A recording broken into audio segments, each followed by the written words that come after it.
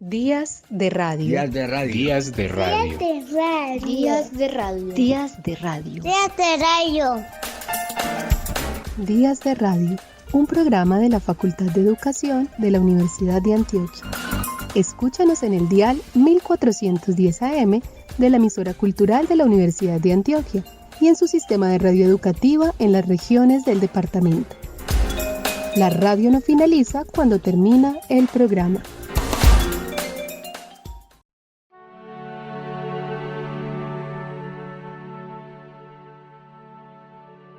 El cerebro es más ancho que el cielo. Ponlos juntos y uno contendrá al otro con facilidad, y a ti además. El cerebro es más profundo que el mar. Al contenerlos, azul con azul, y el uno al otro absorberá como una esponja. El cerebro es el solo peso de Dios. Levántalos libra por libra y difirirán si lo hacen, como la sílaba difiere del sonido.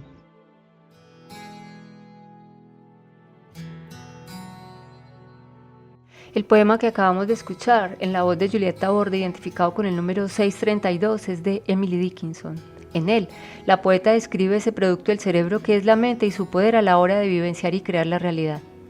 Su poema representa para las neurociencias una experiencia de lo sublime y de la capacidad cerebral para construir las percepciones. El cerebro es parte de la naturaleza humana, pero lo trasciende gracias a sus pensamientos e imaginación, pudiendo ir más allá del cielo, ser más profundo que el propio océano. En este programa de Días de Radio queremos retomar la invitación que ha hecho desde hace 10 años la Federación Mundial de Neurología para resaltar el interés de la salud cerebral, debido a que los trastornos que en ocasiones se padecen constituye casi un 15% de las causas globales de las enfermedades. El cerebro es el órgano central del cuerpo humano, algo así como la central de operaciones que a través de los nervios está conectada con cada parte de nuestro cuerpo. Es un órgano irreemplazable. Esto significa que por lo menos hasta ahora no es posible hacer un trasplante de cerebro. En la siguiente nota de Smile and Lore, una aproximación a este órgano maravilloso.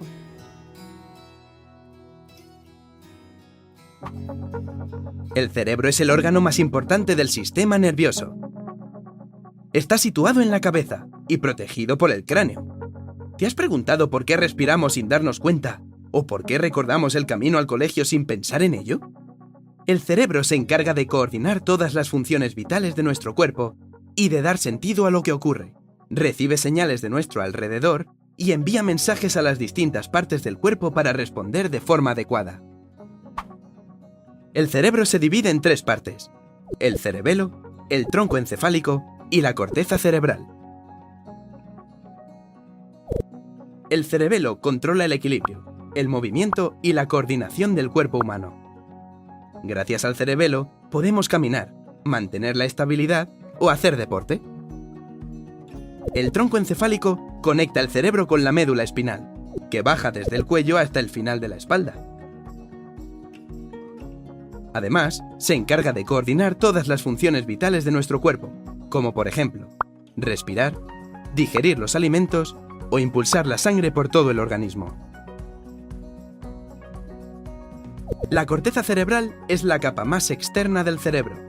Está formada por las neuronas, un tipo de células conectadas entre sí que transmiten la información a partir de impulsos nerviosos.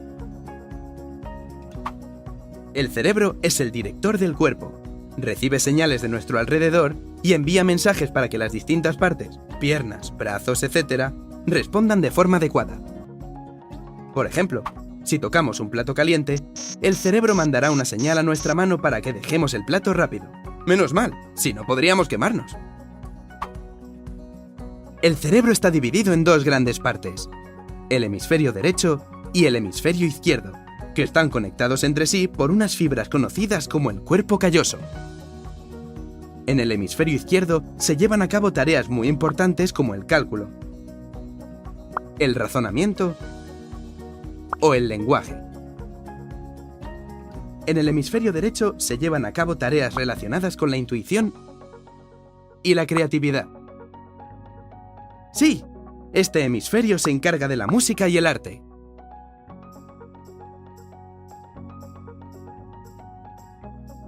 ¿Sabías que el hemisferio derecho se encarga del control de la parte izquierda de nuestro cuerpo y el hemisferio izquierdo de la parte derecha?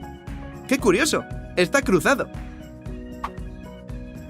Ambos hemisferios están formados a su vez por 4 lóbulos: frontal, parietal, temporal y occipital. Cada uno lleva a cabo distintas funciones del cerebro. El lóbulo frontal se encarga de planificar las acciones que tenemos que realizar y de regular las emociones.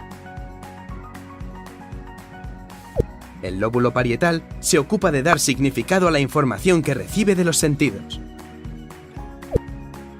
El lóbulo temporal se encarga de funciones que tienen que ver con la memoria o el reconocimiento de caras. Saber cómo funciona el cerebro ha sido la obsesión del neurocientífico Rodolfo Ginás, pues desde que era un niño se dio cuenta de que ese órgano tenía funciones tan vitales e importantes como transformar o crear realidades. En la siguiente nota del Ministerio de Ciencias, una explicación de las neurociencias y sus retos.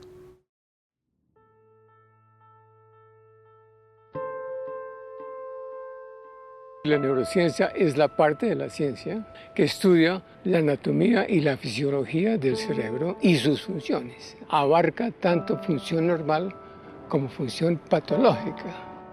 Entonces, el estudio total lo llamamos neurociencia.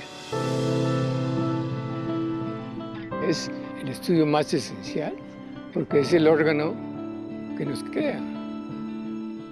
La posibilidad funcional del cerebro es casi infinita.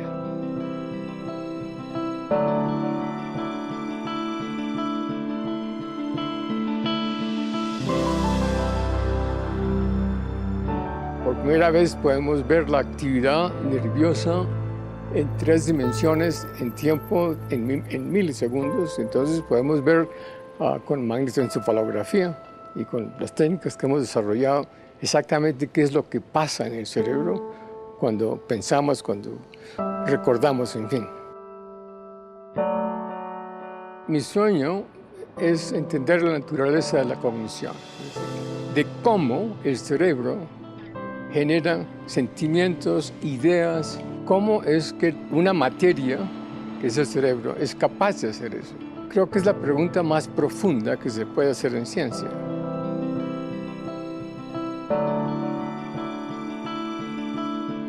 Las cuentas pendientes son 3. Primero, la naturaleza de la conciencia, la capacidad de sentir.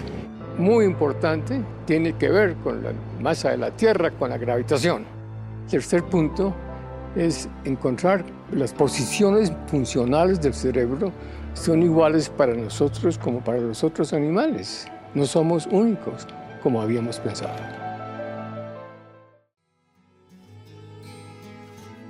En 1955, el físico ganador del premio Nobel Albert Einstein murió en un hospital de Estados Unidos. Thomas Harvey, el patólogo de guardia esa noche, tras realizarle la autopsia para determinar la causa de su muerte, un aneurisma aórtico abdominal, sencillamente y sin permiso tomó el cerebro del célebre físico. Aquí en la voz de Gloria María Naranjo, la historia del robo del cerebro de Albert Einstein. En menos de un día, el cadáver de Einstein fue incinerado en una ceremonia privada a la que asistieron sus familiares y amigos más allegados. Las cenizas del científico fueron arrojadas en las aguas del río Delaware, cumpliendo su expreso deseo: quiero que me incineren para que la gente no vaya a adorar mis huesos. Pero lo que no sabían los familiares y amigos de Einstein es que no todo el cuerpo del físico había sido incinerado. Thomas Harvey, patólogo, el responsable de la autopsia del físico, lo había tomado y alegaría que la extracción del cerebro del genio no había sido un robo, sino un acto en nombre de la ciencia, ya que serviría para poder estudiar uno de los cerebros más singulares y extraordinarios de la historia de la humanidad. Por este hecho, Harvey perdió su trabajo en el hospital de Princeton y se llevó el cerebro a Filadelfia, donde lo cortó en 240 piezas y lo conservó en celoidina, una forma de celulosa dura y gomosa. Posteriormente dividió los trozos en 2 frascos y los almacenó en su sótano. A lo largo de una odisea que duró casi 4 décadas, el cerebro de Einstein acompañó siempre al patólogo. muchas veces en condiciones penosas, guardado en cajas que Harvey llevaba en el maletero de su coche. Harvey contactó con varios neurólogos de todo el país ofreciéndoles examinar el cerebro de Einstein, pero increíblemente nadie aceptó. La mayoría pensó que Harvey era un lunático o que les estaba gastando una broma pesada. Finalmente hubo algunos neurólogos que aceptaron estudiar las muestras, pero su conclusión fue que el cerebro que Harvey les había mandado no era muy distinto de un cerebro normal, ya que el peso del mismo, 1230 gramos, era incluso inferior al del rango normal para un hombre de la edad de Einstein. La obsesión de Thomas Harvey por descubrir qué tenía de especial el cerebro del científico más importante del siglo XX se fue extendiendo por la comunidad científica hasta que en el año 2013 un estudio neurológico del cerebro dio con una respuesta. El cerebro de Albert Einstein tenía varias particularidades. La cisura de Sylvius es más pequeña de lo habitual, lo que sugiere que existe una interconexión entre neuronas y por lo tanto una mayor capacidad de trabajo. Por otra parte, el lóbulo parietal inferior, una región que gobierna la actividad mental, es 15% mayor que el promedio y tiene 73% más de células gliales, que son las que nutren las neuronas. Los científicos señalan que estas características explicarían las habilidades de razonamiento matemático y espacial del físico alemán. Podríamos pensar que este acto de Harvey apuntaba a contribuir a develar uno de los mayores misterios de la ciencia, el del cerebro humano.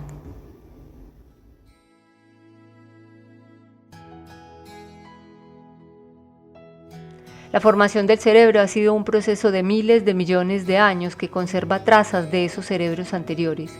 En la siguiente nota, una aproximación a la evolución del cerebro, algo que está relacionado con las condiciones biológicas y especialmente, como dice Brunner, psicólogo educativo, con el lenguaje, la construcción de herramientas y la organización social.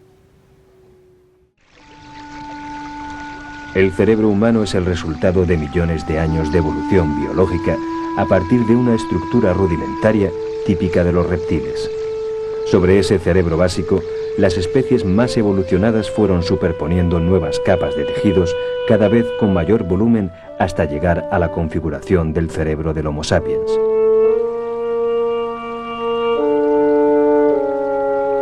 Por tanto, la parte más primitiva del cerebro es el tallo encefálico o cerebro reptiliano, que se halla conectado con la parte superior de la médula espinal.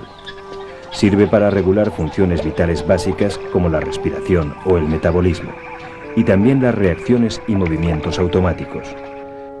Este cerebro no piensa ni aprende, solo responde mecánicamente a determinadas señales, como pudiera ser que ante el olor de una presa se activen los dispositivos de ataque en el animal.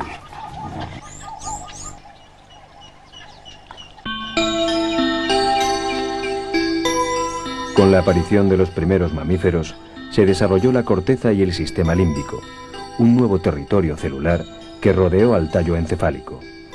Con él aparecieron dos poderosas herramientas para la supervivencia, el aprendizaje y la memoria. Así, a diferencia de otras especies, los mamíferos se mostraron capaces de recordar una experiencia del pasado para repetirla o no en el momento presente. Si un determinado alimento había resultado dañino en su primera ingesta, el animal ya sabía lo que tenía que hacer de ahora en adelante.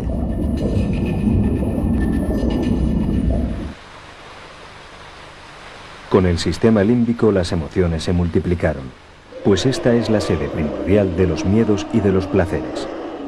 Cuando el ser humano está atrapado por el deseo o la rabia, cuando el amor le enloquece o el miedo le paraliza, está en realidad bajo la influencia de esta parte del cerebro.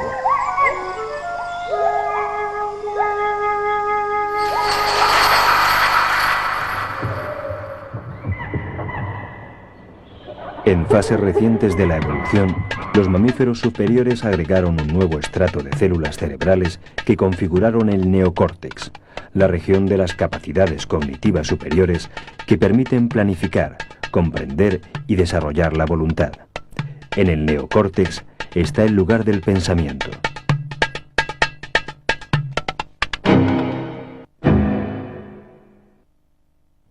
Si con la estructura límbica el amor es placer y deseo sexual, Su conexión con el neocórtex hace que, además, aparezcan sentimientos o deseos de compromiso para establecer los vínculos familiares o afectivos.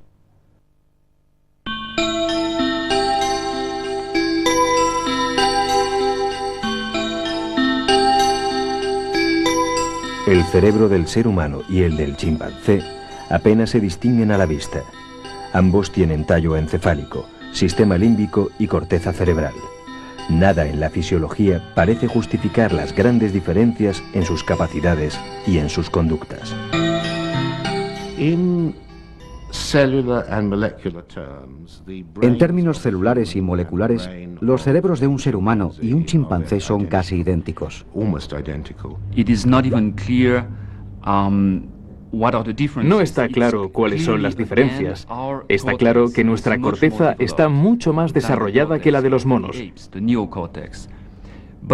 Pero es probable que la diferencia sea esencialmente cuantitativa.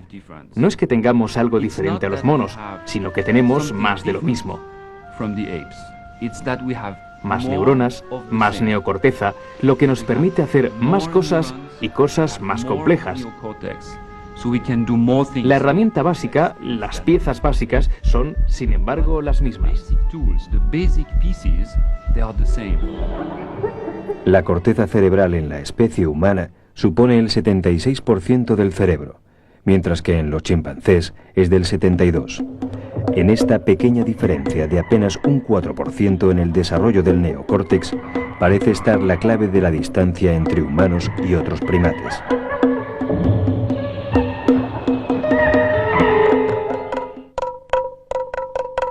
A más neocórtex, mayor es el número de células y de conexiones entre ellas, y por tanto mayor es la capacidad de observación, reflexión y aprendizaje.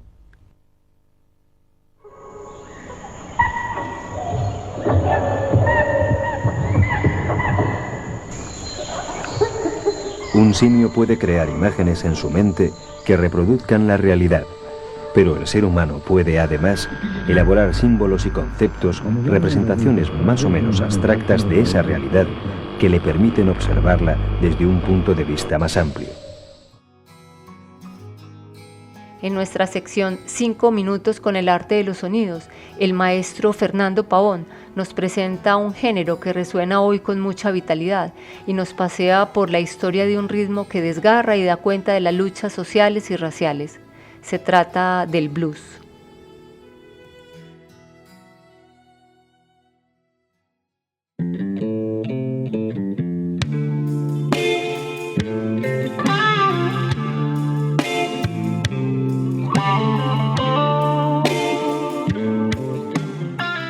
Un saludo cordial. Bienvenidos, bienvenidas a Día de Radio.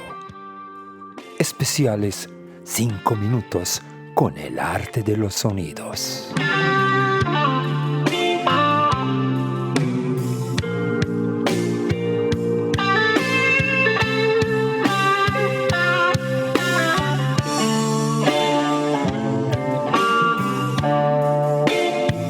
Para el especial 5 minutos con el arte de los sonidos, no hemos preparado un estilo, un género. Hemos querido presentar hoy el espíritu de una cultura que nació del dolor. Según Joachim Berendt, en sus textos nos afirma que los hay rápidos y alegres, pero ante todo es una música expresada por un proletariado primero rural y luego también urbano al que se va mal en la vida. El momento sociológico de este espíritu es por lo menos tan importante como el racial.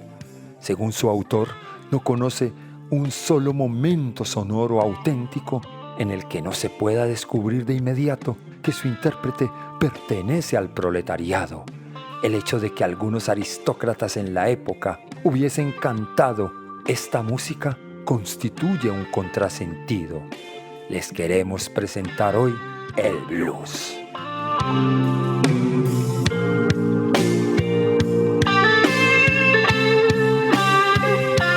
No es casual que el giro idiomático de que alguien tiene o no tiene el blues aparezca tantas veces en los textos del blues. Es necesario tener el blues para poder cantarlo. Es necesario estar poseído por el blues para poder expresarlo. Los blues forman parte de mí, ha dicho alguna vez la cantante Alberta Hunter. De su estado emocional y de su atmósfera obtiene el blues la continuidad, es decir, lo que a primera vista le falta en medida muy llamativa. Casi parece como que la falta de relación contextual, precisamente lo que hasta fines del siglo XIX se oponía a toda pretensión de reconocimiento como obra artística en el sentido occidental, es característica del blues. Los versos y las estrofas, compuestos muchas veces de retazos de los blues más diversos, se encuentran unos al lado de otros con total despreocupación por lo que llamamos lógica y desarrollo. A veces parece que el cantante mismo es quien actúa. A veces se habla de una tercera persona como actor. Hace un momento, la persona actuante era todavía una ella, ahora es un él. Hace poco se hablaba en pasado, ahora reina el futuro. Poco antes se hablaba en singular, en este momento se hace en plural. Aún aquellos blues claramente creados por una sola persona muestran que su autor no se preocupó por la continuidad de su contenido. En el All New Orleans Blues, aunque indiscutiblemente comprometido con la antigua Nueva Orleans por su título y su tema, el penúltimo verso nos lleva a Memphis, mientras que en el verso final el tema es la linterna que se balancea con el viento allá, detrás de la ventana ante la que duerme el cantante. Los Two-Nighting Blues tratan ante todo del ferrocarril y luego de pronto de un paseante por la calle, y así por el estilo. Docenas de blues aportan ejemplos de esta discontinuidad de blues, aunque parece sumamente difícil encontrar un blues en que cada palabra se siga en forma lógica de las anteriores. Se cometería un error si se quisiera ver en esto una incapacidad para la hilación. La hilación lógica simplemente no es interesante, no tiene importancia. Los versos y las estrofas tienen algo de impresionista. Se encuentran juntos como manchas de color en un cuadro.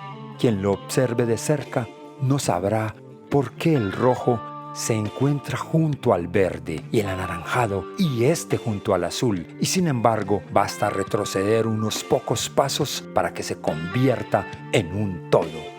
El todo del blues es su estado de ánimo, es la atmósfera del blues, es ella la que crea continuidad. En el estado de ánimo del blues desemboca todo lo que se ofrece, acontecimientos, recuerdos, pensamientos, giros del habla. El resultado siempre es, ha sido y será el blues.